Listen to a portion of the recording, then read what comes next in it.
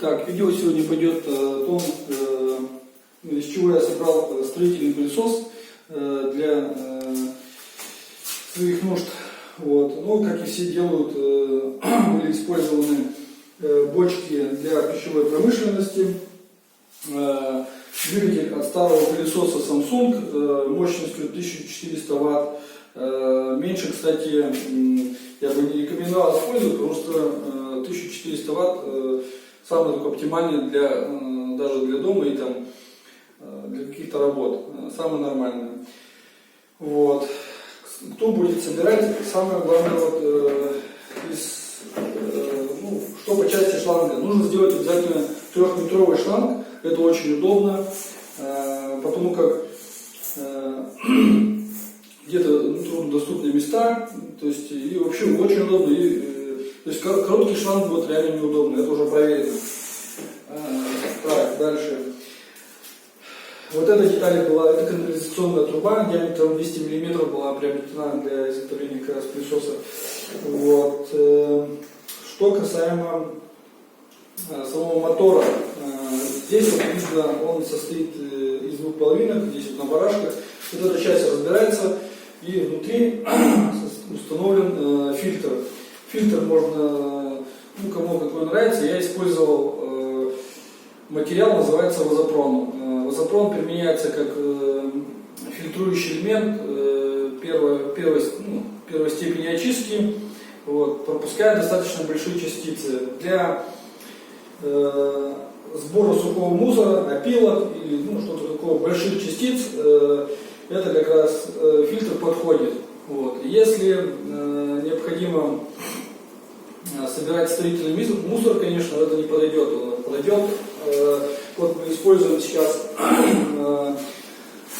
второй фильтр, это аквафильтр называется. Вот. Здесь при уборке воздух проходит непосредственно через воду и фильтруется.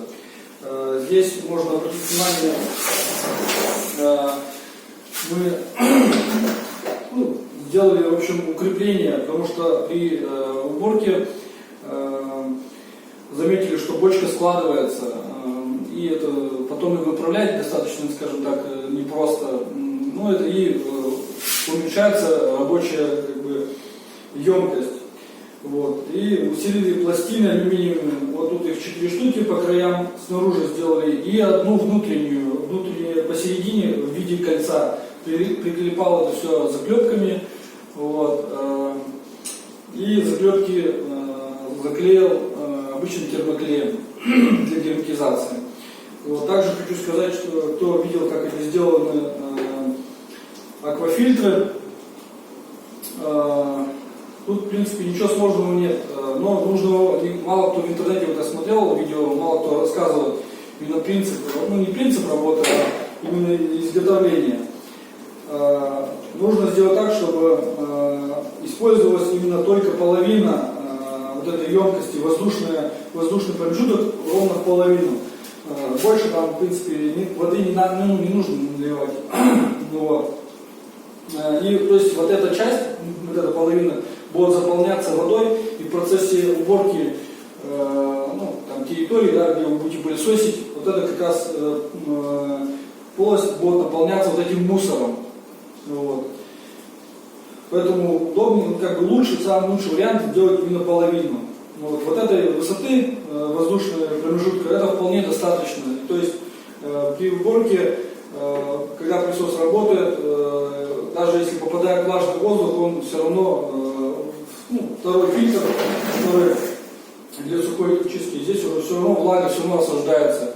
Вот, то есть оседает, то есть уже на выходе получается абсолютно чистый воздух без каких-либо примесей. Это проверено. Вот.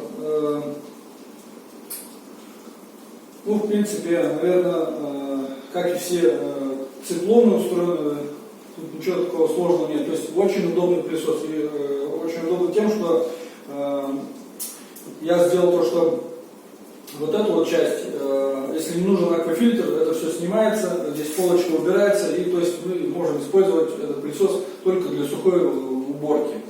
Вот. при необходимости, вот сейчас возникла необходимость, мы поставили аквафильтр, пользуемся, вообще прям очень, функциональность очень расширилась, очень мне нравится. Также пылесос сделан на тележке с колесиками, очень удобно, то есть при перекатке как бы по помещению. Вот. В общем, все здорово, мне очень нравится. Вот. Здесь вот я сматываю провод, ничего, конструкция очень простая. Вот. Ну, вот, в принципе, все, что хотел рассказать.